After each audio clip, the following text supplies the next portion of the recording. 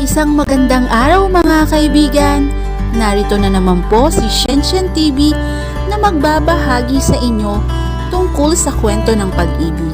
Pero kung bago ka pa lamang sa aking YouTube channel, paki-like lang po ng ating video, paki-click na rin ang subscribe button at ganon din ang bell icon para lagi kayong updated sa mga paparating ko pang mga uploads. Chapter 7.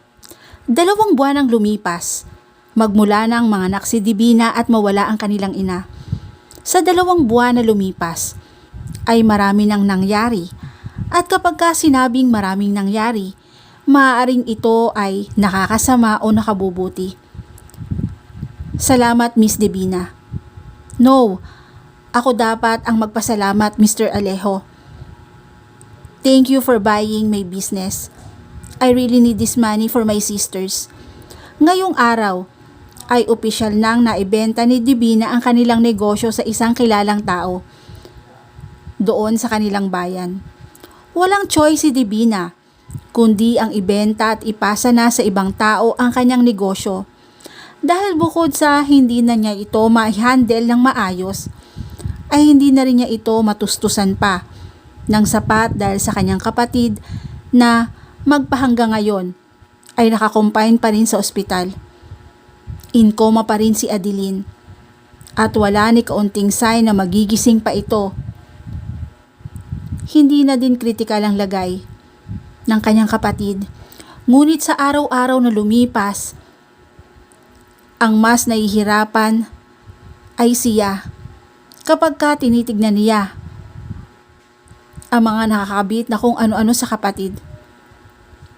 Hindi na rin sumasapat ang kanyang panggastos para sa kanyang mga anak at talagang masasabi niya sa panahon na yon ay gipit na gipit siya. Matapos niyang makipag-usap sa bumili ng kanilang grocery, ay ang kanyang kotse naman ang ibinenta. Nakatanaw na lamang si Divina sa papalayong kotse na nagawa pa niyang maiayos. Walang mag-aakala sa biglang bagsak ni Divina.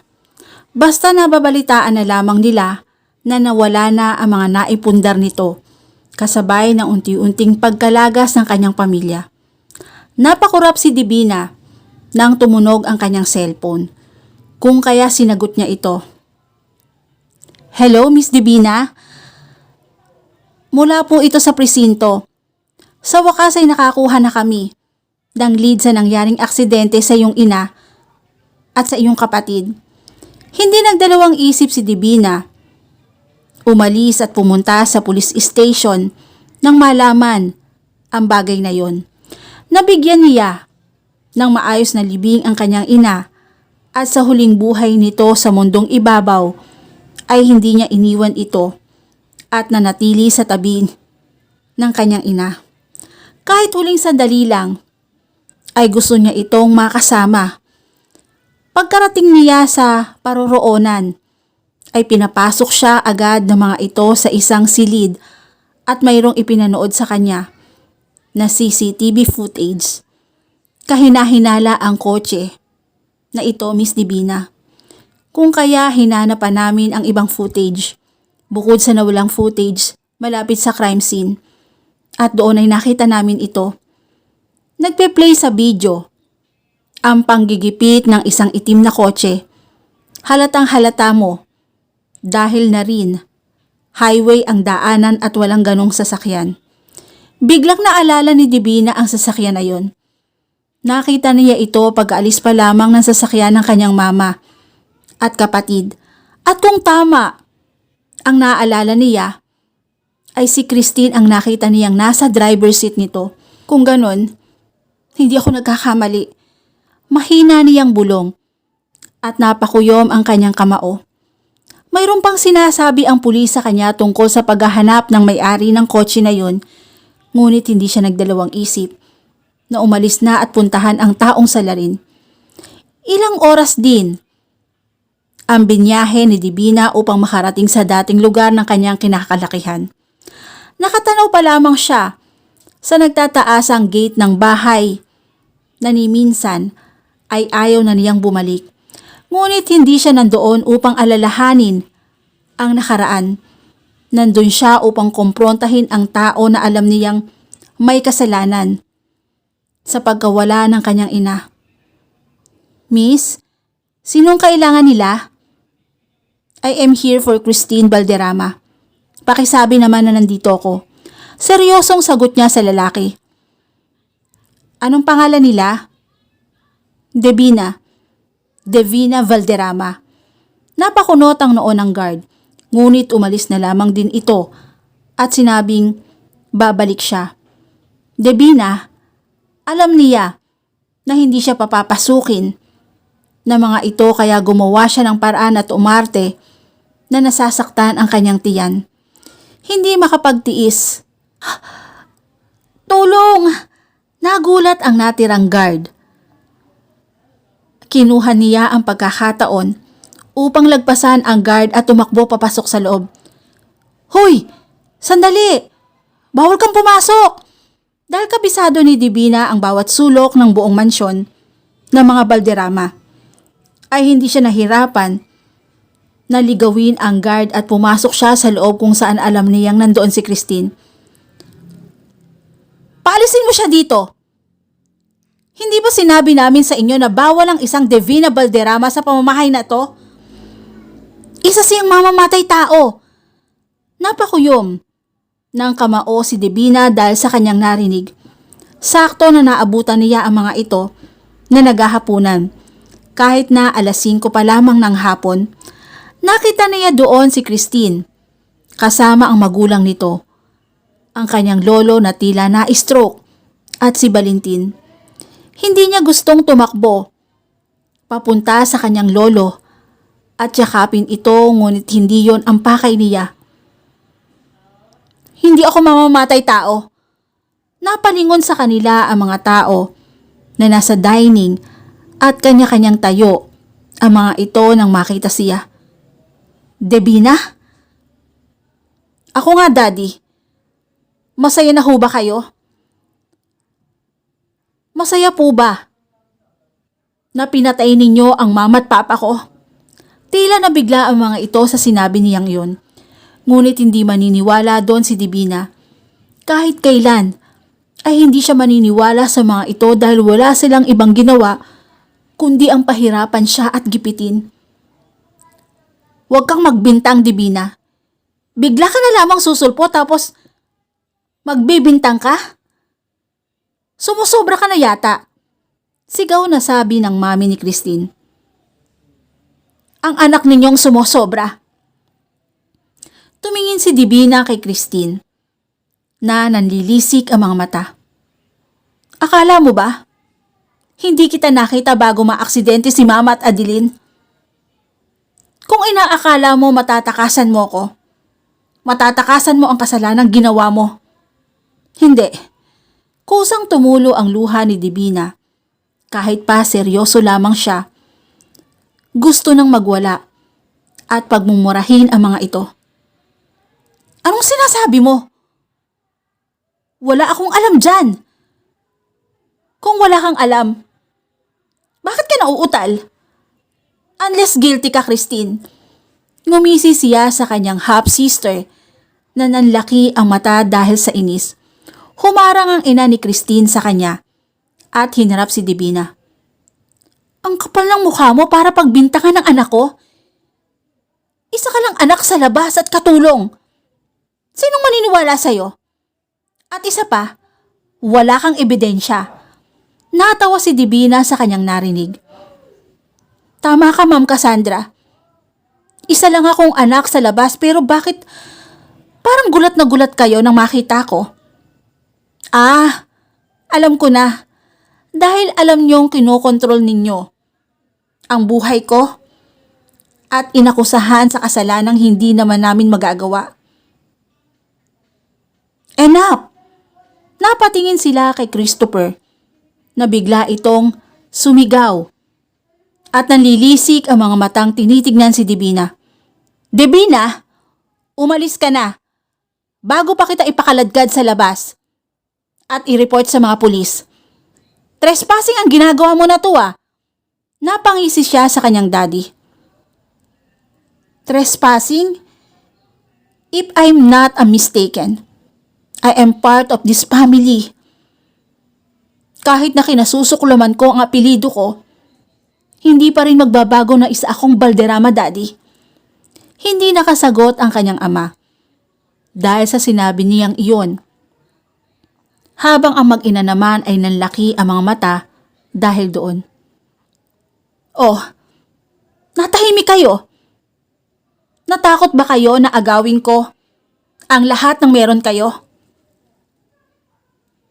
No, huwag kayong matakot sa akin. Matakot kayo sa karma. Naglakad si Divina papunta sa kinalalagyan ng kanyang lolo. Daddy, stop her! Hindi niya pwedeng hawakan si Grandpa. Sigaw ni Christine, ngunit hindi yon pinansin ng kanyang ama. Nang makalapit si Divina ay lumuhod siya sa harapan nito at hinawakan ng kamay ng kanyang lolo. Grandpa, nandito na ang paborito mong apo. Hindi na napigilan ni Divina ang pagtulo ng luha niya. Grandpa, nahihirapan na po ako. Hindi ko alam kung kakayanin ko pa ang pagsubok na darating sa buhay ko. Hinaplos niya ang kanyang kamay sa pisngi niya at tila narinig siya ng kanyang lolo at gumalaw ito.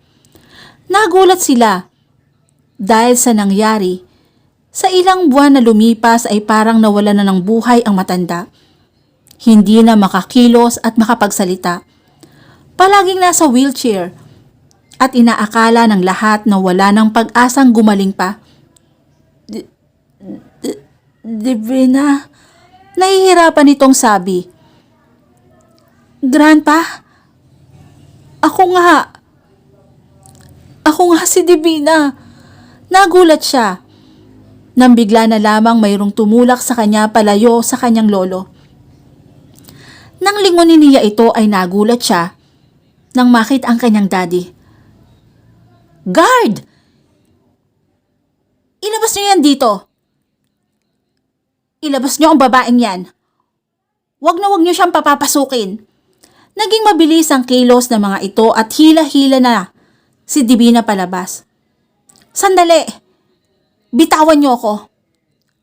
Grandpa, ako si Divina. Bitaw sabi Bumitaw ko Ngunit hindi nakinig sa kanya ang mga guard at patuloy sa paghila dito hanggang sa tuluyan nang mawala sa paningin niya ang kanyang lolo.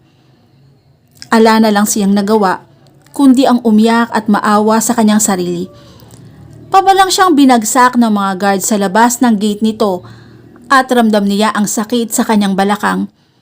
Hindi niya yon pinagtutuunan ng pansin dahil mas masakit sa kanya ang mga nangyari. Gusto niyang kunin ang kanyang lolo at isama sa kanya, ngunit naiisip niya na wala pa siyang maipapakain sa kanya. Hindi nga niya alam kung tatagal ba ang nakuha niyang pera ngayon. Dahil sa ospital pa lamang ay ang laki na ng binayad niya. Napatingin siya sa kanyang harapan na mayroong kamay na tumapat doon. Tanda ba na tutulungan siya nitong tumayo? Ngunit agad na sumama ang timpla niya nang makita kung kaninong kamay yon. Pinahid niya ang kanyang mga luha at seryoso siyang tumayo. Hinarap si Valentin. Divina, excuse me, do I know you?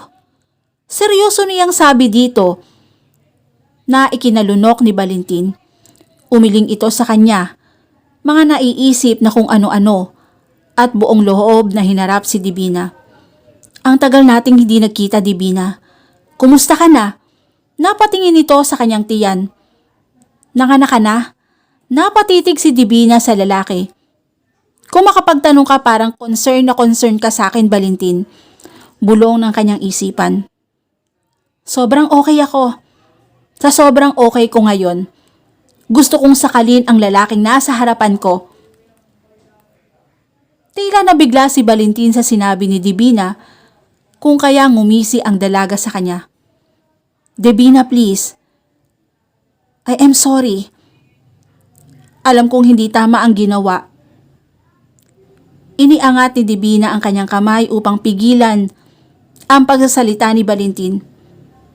Hindi ko tinatanong yan. Too late to say sorry. Masyado nang malaki ang damage dito. Itinuro niya ang kanyang sentido.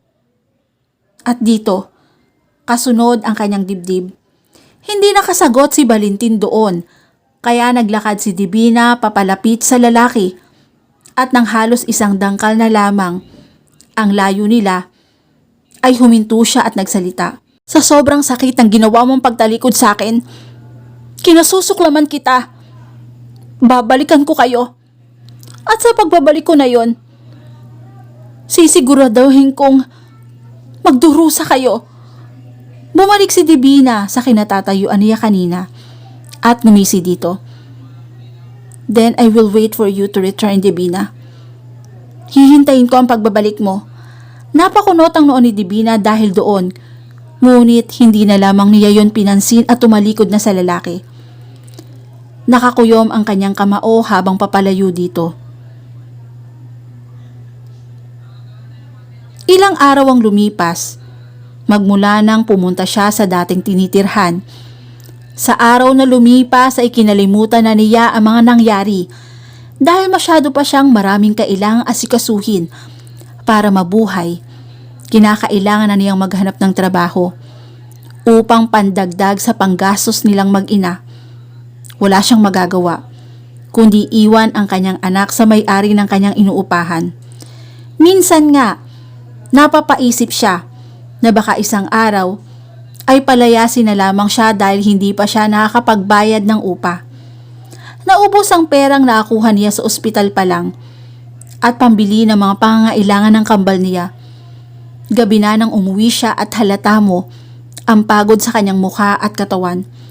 Pagkapasok niya sa loob ng bahay, ay naabutan niya si Marie, ang nagbabantay sa kanyang mga anak na siyang may-ari ng inuupahan niya. Natulog sa sopa. Ibinaba niya muna ang kanyang mga gamit at sinilip ang kambal sa kwarto at doon ay nakita niya ang mga ito natulog sa crib. Napangiti siya na may kasamang buntong hininga. Ginising niya si Marie upang makauwi na ito sa kanila. Wala nang asawa pa si Marie at walang ibang kasama sa bahay dahil may mga pamilya na ang anak nito. Divina, nakauwi ka na pala. Kumain ka na ba? Gusto mo ipagluto kita? Agad niyang pinigilan ang matanda sa tangkang pagpunta dito sa kusina. Ate Marie, ang laki na po nang naitulong niyo sa akin. Pagod pa kayo sa pag-aalaga sa kambal. Pasensya na po talaga. Kailangan kong magtrabaho para kay Adeline. Umiling ang matanda sa kanya at hinawakan ang magkabila niyang kamay. Ano ka ba, iha? Sabi ko naman sa'yo, nandito lang ako at hindi mo kailangang suluhin lahat. Alam kong nahihirapan ka, kaya nagpahinga ka na. Okay? Inalalayan siya nito at tumayo at dinala siya nito sa kwarto nila. Huwag mo kong alalahanin. Alam kong nararamdaman mo ngayon. Nandito lang ako para gabayan ka palagi. Hindi niya naiwasan na ma-teary-eyes dahil sa sinabi niya kanina dito. Maraming salamat po, Ate Marie. Simula nang mawala si Mama, ikaw na po yung tumayo kong pangalawang ina. Hindi po ako magsasawang magpasalamat sa inyo. Sineryoso niyang sabi dito. Ako ang dapat magpasalamat sa iyo, Divina. Ginawa niyo akong makabuluhan. Ang inyong pamilya. Alam mo namang mag-isa na lamang ako sa buhay. At kung dalawin pa ng mga anak ko ay sobrang dalang. O siya, matulog ka na. Sobrang laki talagang pasasalamat ni Divina kay Marie.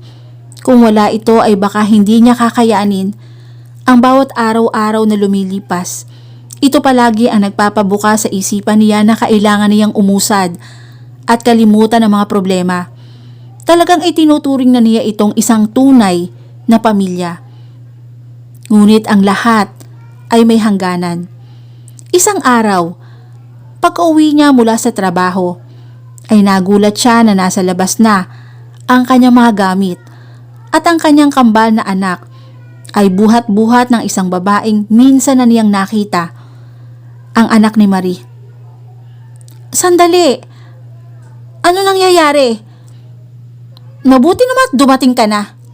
Heto, kunin mo ang mga anak mo. Wala siyang nagawa, kundi ang buhatin ang kambal na nagsisimula ng umiyak. Ang dami na ring nanunood sa kanila na mga kapitbahay. Ano nangyayari? Bakit nasa labas ang gamit namin? Muli niyang tanong sa babae. At nasan si Ate Marie? Dagdag pa niya. Nasaan? Wala na. At kahit sa huling hininga niya, ay ang mga anak mo pa rin ang binabanggit niya. Mga agaw ka ng ina, Divina. Natigilan si Divina at kusang tumulo ang kanyang mga luha. Nagbibiro ka lang, hindi ba? Utal na tanong niya dito. Sana nga nagbibiro ako. Pero wala na si Mama. Wala na siya. Umiiyak na ang babae kung kaya nang hina ang tuhod ni Divina. Naalala niya kanina lang ay masaya pa niyang iniwan si Marie kasama ang kambal. Tapos ngayon, malalaman niya na wala na ito. Hindi ata kaya ng sistema niya na tanggapin yon, lalo na ang daming nawala na mahalagang tao sa kanya. Lumahis kayo dito! Ilang buwan na kayong hindi nagbabayad? Sinasamantala mo ang kabaitan ni Mama. Walang nagawa si Divina kundi pulutin ang kanyang mga gamit. Mabuti na lamang at mayroong ibang nagmamagandang loob na tinulungan siya.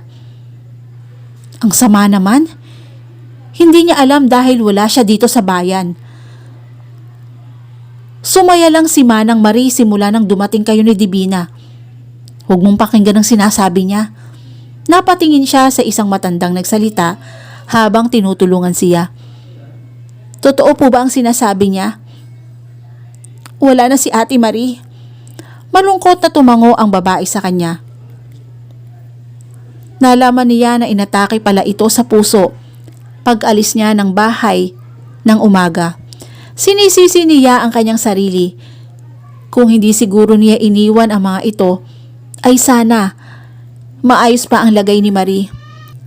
Aalis na po muna ako. May kailangan lang po akong puntahan. Magalang na paalam ni Divina sa matandang kausap niya kagabi na nang magandang loob na kupkupin siya. Aba, dapat lang. Kumita ka ng pera para man makapagbigay ka ng ambag sa bahay araw-araw. Ang sama ng ugali mo. Hindi kita pinalaking ganyan. Saway ng matanda sa kanyang anak na babae. Bakit? Totoo naman, Mamaw eh. Tignan mo nga ang paligid mo. Ampunan na itong bahay. Nag-walk out ang babae habang si Divina naman ay napabuntong hininga. Wala din siyang balak na magtagal doon, kaya nga gagawa siya ng paraan para makaalis na doon. Huwag mo nang intindihin ang anak ko. Anak kasi ng anak, kaya ayan, mukhang ampunan ng bahay. O siya, sige Divina. Ako nang bahala sa mga anak mo. Ngumiti si Divina sa matanda at humingi ng pasasalamat. Sumakay siya sa taxi at pinadiretso yon sa kanyang pupuntahan. Nang makarating ay nagbayad na siya sa taxi at iniwan siya nito sa tapat ng isang malaking gate na minsan na niyang napuntahan doon.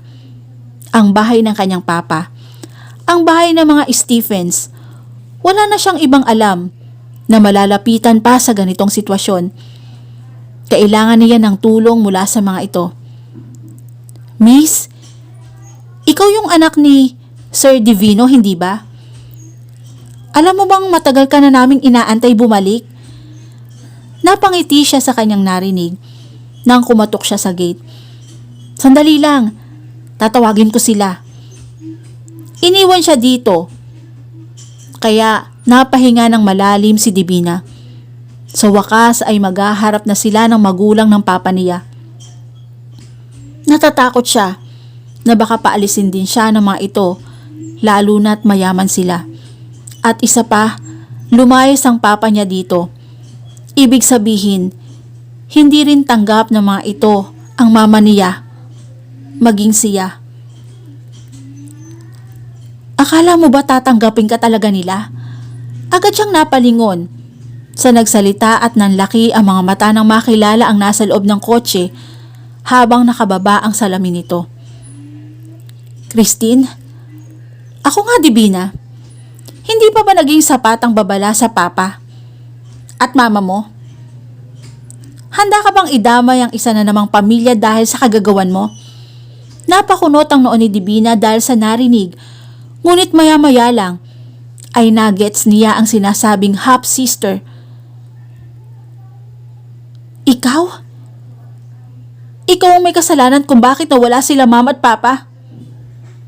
Ako nga. Natigilan siya sa pag-amin nito. At tingin mo ba? Hahayaan ko na tulungan ka ng mga Stephen? Maging sila ay pababagsakin ko.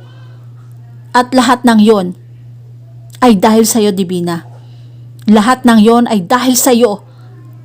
Napakuyom ng kamao si Divina at gusto na niyang sugurin si Christine hanggang hindi na siya nakatiis pa. Walang hiya ka? Ngunit napahinto siya nang pigilan siya nito. Kumusta ang mga anak mo? Kambal, right? Biglang nanlamig ang kanyang katawan dahil sa narinig. Ano kaya ang magiging reaksyon mo kung maging sila ay mawala sa'yo? Napakasama mo, Christine. Ang sama-sama mo. Hindi na napigilan pa ni Divina ang umiyak kung kaya natawa si Christine. Sabi ko sa'yo hindi ako titigil hanggat hindi ko nasisira ang buhay mo. Tara na, Manong. Umalis na ang sasakyan ni Christine habang si Divina ay naiwan na tulala. Naiisip niya ang kambal. Kailangan na niyang umuwi baka kung ano naman ang gawin sa mga anak niya. Narinig niya ang boses na papalapit sa gate. Paparating na ang magulang ng papa niya. Ngunit papayag ba siya na may madamay na naman ang dahil sa kanya? Sa huli ay wala siyang nagawa kundi ang tumalikod. At mabilis na tumakbo pabalabas ng subdivision. At dito na po nagtatapos ang chapter 7 ng aking kwento. Muli po, maraming salamat po and God bless all.